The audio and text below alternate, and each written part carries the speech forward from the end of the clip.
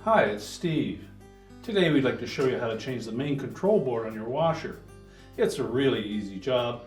Let me show you how we do it. Now before we begin this repair, since we will be working near some electrical circuits, we'll need to disconnect power to the washer. So either pull it far enough forward that you can disconnect the cord, or locate the electrical panel and turn off the appropriate breaker or remove the appropriate fuse. Now that we've disconnected the power, we're going to access the back of this washer. And to gain access to that control board, we'll need to remove this main top. It's held to the cabinet with 3 screws across the back.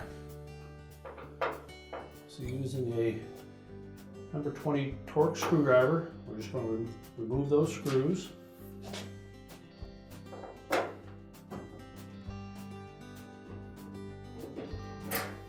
Now next, we'll just grasp that main top on either side and pull it slightly back until it clears the back of the control panel. We can then lift it up, remove it, and set it aside. And now we have access to that control panel, and we'll begin by removing all of the wire harnesses that are attached to it. Now with the main top removed, we're next going to remove all of these harness connections, as well as this ribbon cable that attaches to the bottom edge of that control panel. So we'll begin by disconnecting these 2 clips that hold that harness in place. So using a flat blade screwdriver, we're just going to pry that clip open enough that we can lift up on the tab. Do the same to both sides.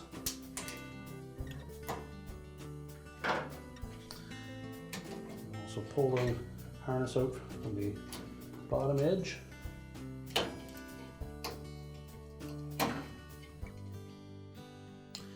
And then by releasing the locking tab on each of these harness connectors, we can disconnect them from the board and then pull them away from that retaining clip.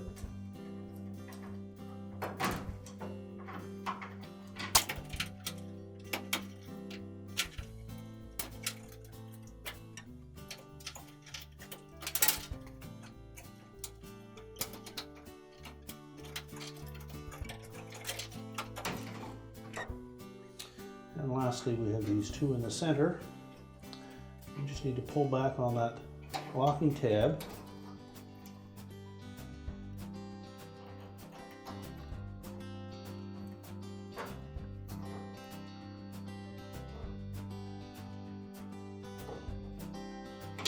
And then pop the connector off.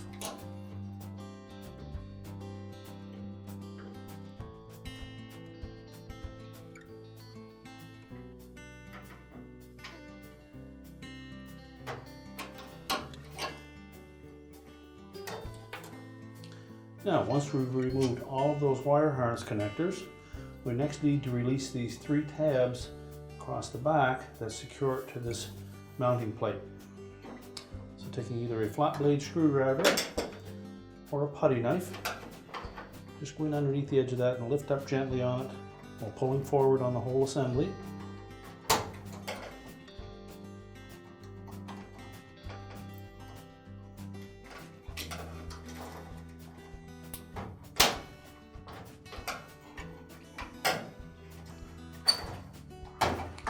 And then you can remove that control board, you can pivot it around, and then we can access the harness connectors on the edge.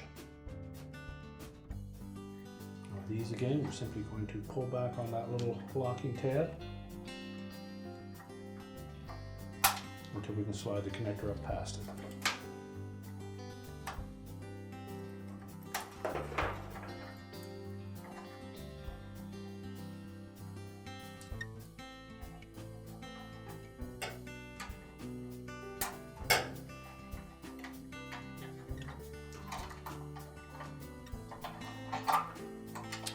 And now we're able to remove that board and discard it.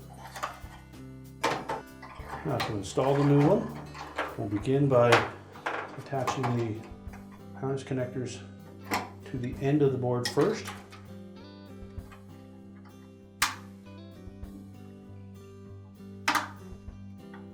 And make sure you press them all the way in so that the locking tabs engage.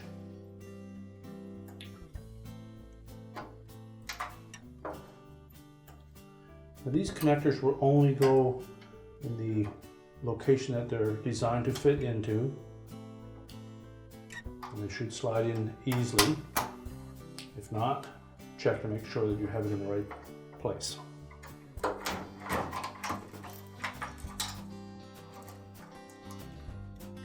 If you look at the bottom of the connector, you'll see some ribs that will line up with slots in the opening that will only fit in that one position.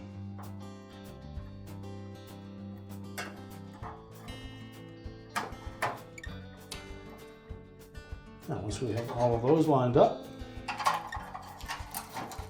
we'll pivot that board around.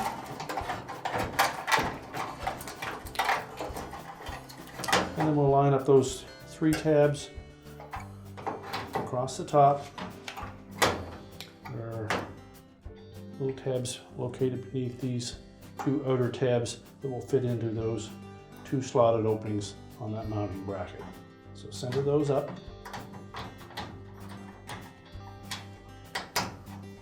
As well as this locating rib, line it up with that slot, and carefully push that board back into place. You'll hear it when they lock into place, and those 2 tabs will then sit flush on that mounting bracket. Now we're ready to reconnect the rest of the wire harnesses.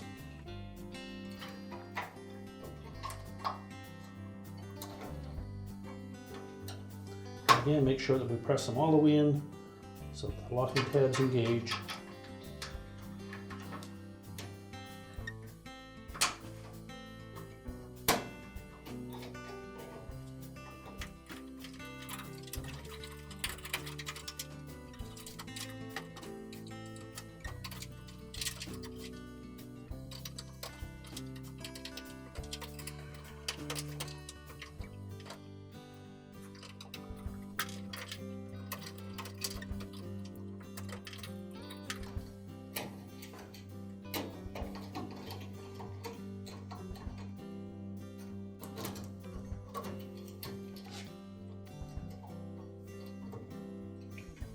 Now, once we have all of the connectors in place, verify that the locking tabs are engaged on them all.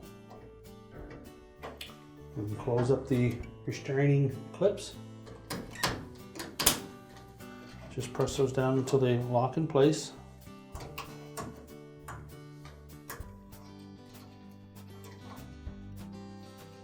And now we're ready to put the main top back on. Now, when installing the main top, we want to make sure that these little cutouts at the front of that top panel will sit over top of these 2 guides. That means it will lay about a ½ an inch or so back on the back edge of that console, and it should lay flat. Then simply press it forward to engage those 2 guide hooks, and install the 3 screws across the back.